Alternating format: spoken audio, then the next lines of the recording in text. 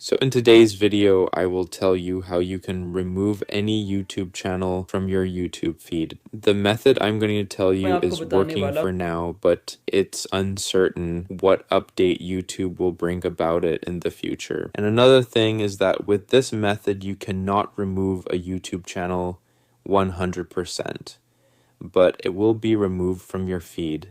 Now let's see how you can remove any channel or any channel's video from your feed.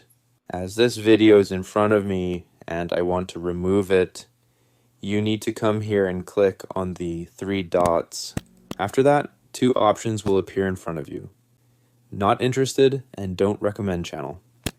Now you have to choose the option of your choice. If you are not interested in the video, then mark it as not interested. And if you are not interested in the channel itself, then select don't recommend channel. After that, this channel will not be recommended to you. However, if you write or search for more videos related to the topic of this channel, it might appear again on YouTube. In this way, you can remove any channel from your feed.